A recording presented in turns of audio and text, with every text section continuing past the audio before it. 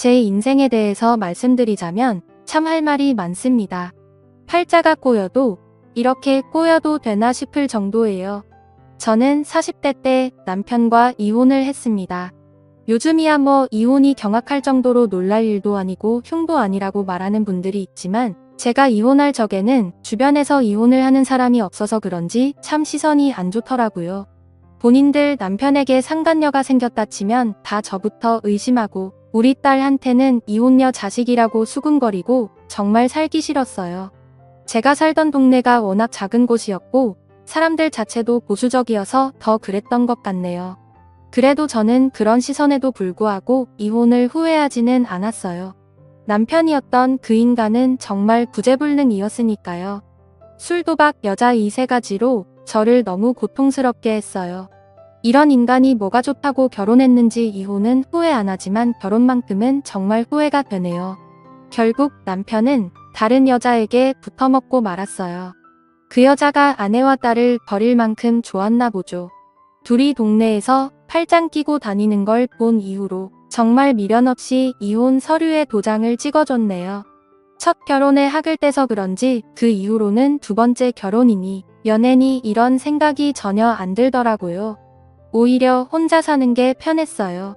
저는 딸에게도 능력만 있으면 혼자 사는 것도 나쁘지 않다고 말하곤 했습니다. 딸과 함께 이혼녀로 사는 거 정말 쉽지 않은 삶이었습니다. 일단 저희 둘은 그 동네를 피해 이사를 가야만 했어요. 이혼한 여자에 대한 시선이 정말 견디기 힘들더라고요. 따지고 보면 피해자는 나고 가해자가 남편인데 왜 그런 색안경을 끼고 보는 건지 이해할 수 없었습니다. 어쨌든 저리 싫으면 중이 떠나야지요. 저는 다른 동네에서 딸과 새 출발을 했습니다. 저희 딸은 부모의 이혼 때문인지는 몰라도 어렸을 적부터 아주 생각이 성숙했어요. 커갈수록 친구 같고 의지하게 되더라고요. 이혼할 당시 14살이었던 딸은 어느새 성인이 되고 취업을 했어요. 그동안 저는 열심히 딸을 뒷바라지했고요. 주로 호프집 주방에서 일을 했습니다. 할 줄 아는 게 요리뿐이어서 그 일을 시작했고 아시다시피 호프집은 주로 밤에 영업을 하니까 딸에게 이른 저녁을 먹이고 출근한 뒤 새벽에 퇴근해서 딸을 등교시키곤 했지요. 그렇게 10년 정도 일을 했네요. 딸이 첫 월급을 통째로 봉투에 담아 저에게 줬을 때 어찌나 눈물이 나던지요. 그 감정은 정말 정확하게 표현할 순 없지만 여태껏 남편 없이 혼자 딸을 키운 것에 대한 뿌듯함과 서러움이 섞였던 것 같네요. 인생 잘 살았다고 생각했어요. 비록 실패한 결혼이었지만 보물같이 귀한 딸을 얻었잖아요. 딸은 저에게 조심스럽게 엄마는 애인이 없냐고 물어보더라고요. 없다고 했더니 그래도 외로움을 나눌 사람 한 명 정도는 만나보는 게 어떻겠냐고 그러더라고요. 엄마 걱정해주는 거야. 어릴 땐 엄마가 다른 남자 만나는 게 싫었는데 이젠 여자로서 엄마를 생각하니까 외로울 것 같아. 기회 되면 남자도 만나고 그래. 이제 남자라면 지긋지긋해. 제 딸이 어느새 엄마의 외로움을 걱정한 아이가 되었다니 세월 참 빠르죠. 딸은 저에게 이제 일을 좀 쉬라고 하더라고요. 제가 온몸에 파스를 붙이고 다니니 걱정이 되었나 봅니다. 저도 나이 50을 훌쩍 넘어가니 온몸에서 신호가 오더라고요. 손목이 너무 아프고 어깨도 가끔 죽을 듯이 아팠어요. 아무래도 여태껏 써온 몸이 낡았으니 그만 쓰라고 아우성을 치는 것 같더라고요. 병원에서 물리치료를 몇 번 받아봤지만 크게 나아지지 않아서 저는 지인들의 추천으로 한의원에 찾아갔어요. 동네에서 나름 유명한 한의원인데 꽤 오래 운영했다고 하더라고요. 원장에게 진료를 받았는데 참 인상이 좋더라고요. 저와 비슷한 나이대로 보이는데 참 단정한 외모를 가지고 있더라고요. 그날 진료를 받고 침을 맞고 돌아오는데 정말 신기하게 병원에 갔던 것보다 몸이 개운하더라고요. 오길 잘했다고 생각했죠. 동네 어르신들 보면 주기적으로 한의원에 가서 침을 맞으시던데 그 이유를 알겠더라고요. 저는 그 이후로 몇 번 더 한의원에 갔습니다. 그러다 보니 한의원 원장과 어느 정도 친숙해졌죠. 어디 사는지 나이는 몇인지 이것저것 알게 되었습니다. 저보다 4살이 많더라고요. 어느 날 원장은 진료를 마치고 저에게 단골이시니 체질을 점검해주겠다며 이것저것 물어보더라고요. 어떤 음식이 안 맞고 어떤 음식이 맞는지, 그리고 어떤 장기가 약하고 강한지 체질마다 다르다며 저에게 식단을 짜주겠다고 하더라고요. 그리고 슬며시 저에게 따로 연락을 해도 되냐고 물어보더라고요. 저는 거절했습니다. 아내와 자식이 있는 분과 사적으로 연락을 하고 싶진 않네요. 여태껏 혼자 애 키우면서 그런 오해 많이 받았거든요. 그냥 침이나 맞으러 오겠습니다. 저도 혼자입니다. 이혼한 지 꽤 됐고요. 조금 의외였어요. 딱 보면 단정하고 깔끔해서 분명 아내가 있을 것 같았거든요. 혼자 사는데 저렇게 깔끔하게 다니는 사람을 본 적이 없었어요. 원장은 그 후로 저에게 체질에 맞는 식단을 보내주었어요. 저는 그냥 그 문자를 보고 답장도 안 했죠. 일주일 넘게 정성껏 식단을 보내주는 그 사람의 나중에는 미안한 생각이 들더라고요. 내가 뭐라고 이 사람을 거절하다. 이런 생각도 솔직히 들었고요. 그냥 친구가 필요한 것일 수도 있겠다 싶더라고요. 혼자 사는 건 정말 외로우니까요. 그래서 저는 그 사람의 저녁 식사 제안을 받아들였습니다. 동네에 친구가 있으니까 좋더라고요. 여태껏 저는 사람들과 잘 어울리지 못했어요. 일하는 시간대도 안 맞았을 뿐더러 저의 상황 때문인지 몰라도 저 스스로 관계를 피하고 있었어요. 오랜만에 사람과 이야기하면서 배를 잡고 웃었네요. 이게 정말 얼마만인지 생각보다 저랑 잘 통하더라고요.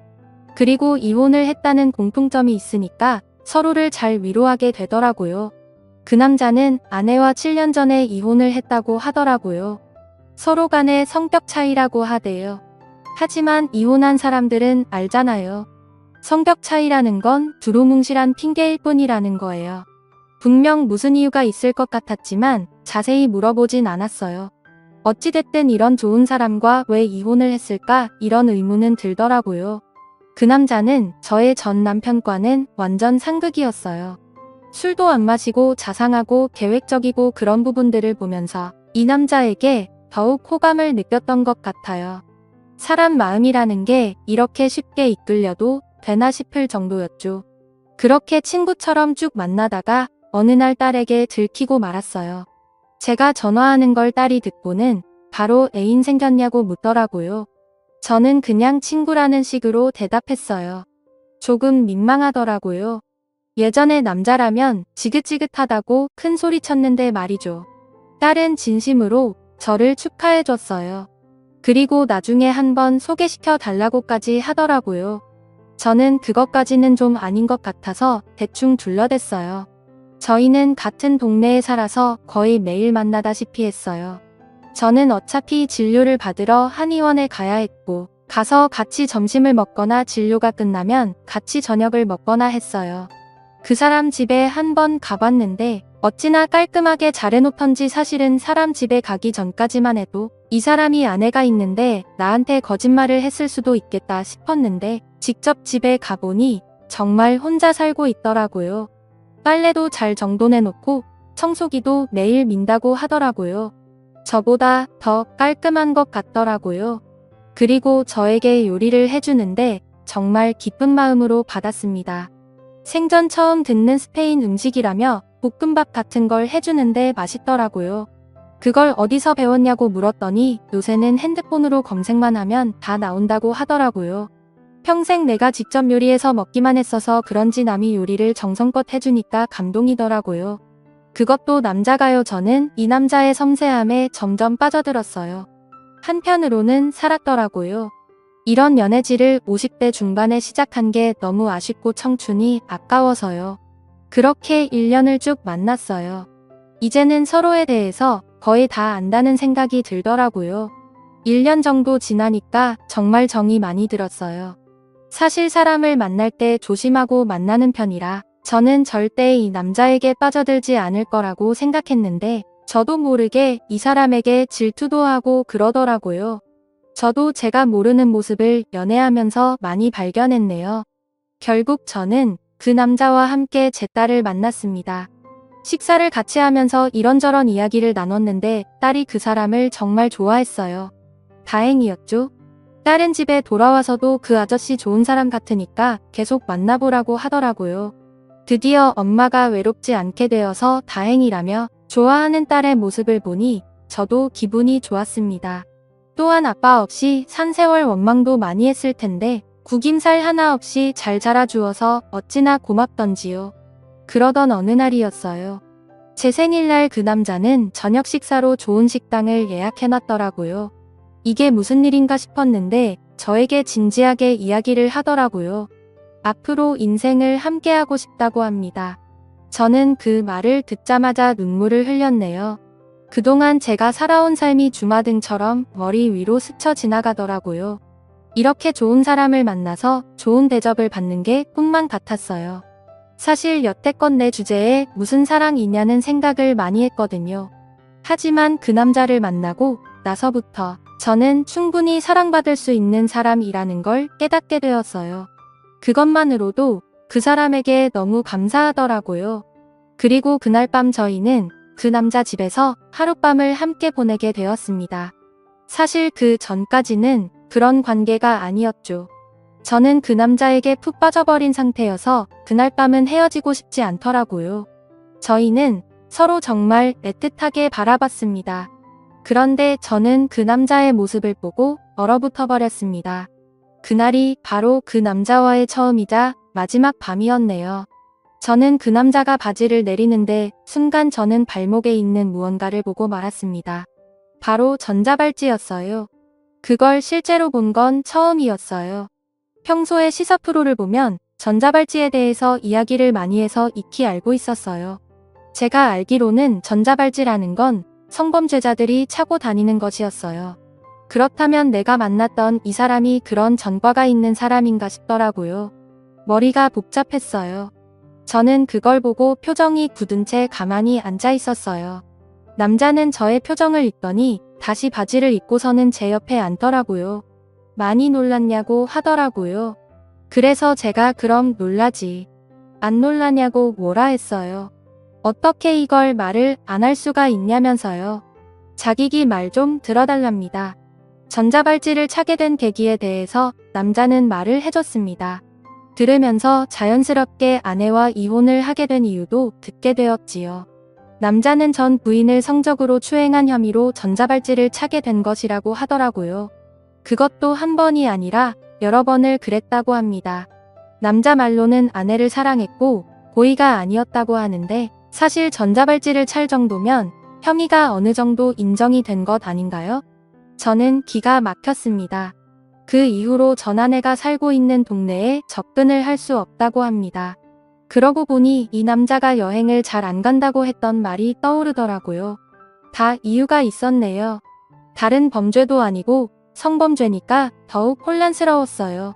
저는 남자에게 왜 아내를 그렇게 했냐고 물었어요. 그 남자가 말하길 아내가 자기 말을 듣지 않아서 라고 합니다. 순간 소름이 돋더라고요. 저는 그 대답을 듣고 바로 자리에서 일어나서 현관문을 열고 나왔습니다. 엘리베이터를 누르는데 손이 벌벌 떨리더라고요. 그 남자가 저를 쫓아서 나오더라고요. 저는 너무 무서운 나머지 계단으로 내려갔어요. 집까지 어찌나 뛰었던지 숨을 헐떡대며 현관문을 꽉 잠갔네요. 지금 생각해도 치가 떨립니다. 계속 그 남자에게 전화가 오더라고요. 저는 일단 그 남자에게 문자로 이제 그만 만나자고 한 뒤 그 연락처를 차단해버렸습니다. 관계가 끝나서 서운하다기보다는 무섭다는 감정이 더 컸어요. 그 사람과 계속 만나면 저 또한 그 일을 당하지 않을 거라고 누가 장담합니까? 정신이 확 들더라고요. 저는 그 후로 한의원 근처에 얼씬도 안 합니다. 그리고 딸에게도 연락을 했어요. 그 남자에게 연락이 오거나 나에 대해 물으면 한마디도 하지 말고 피하라고요. 한편으로는 이렇게 허무하게 끝나버린 관계가 참 아쉽기도 합니다. 좋은 사람인 줄로만 알았는데 알고 보니 범죄자였으니 이만하면 제가 사람 보는 눈이 없었던 걸까요? 한때는 왜 저에게만 이런 일이 일어나는 건지 화도 났지만 이제는 모두 잊으려고 합니다. 사람 관계라는 게 마음대로 안 되는 게 인생이잖아요. 동네 사람들은 한의원 원장이 전자발찌를 차고 있는 인간이라는 걸 모르는 것 같더라고요. 저는 이걸 소문을 내야 하나 말아야 하나 고민하고 있어요. 분명 소문을 내면 제가 낸 것이라는 것을 알 테니까요. 저에게 보복을 할까봐 두려웠어요. 참 범죄자들이 판치는 세상이 얼른 없어지길 바랄 뿐입니다. 알고 보니 전자발찌를 차고 있더라도 회사에 입사하는 것도 가능하다고 하더라고요. 저는 까맣게 몰랐어요. 제 황혼 연애는 이렇게 끝이 났네요. 1년이라는 시간 동안 참 많은 걸 경험해서 그런지 후회는 없습니다. 지금까지 제 사연을 들어주셔서 감사드립니다. 구독과 좋아요 부탁드려요. 감사합니다.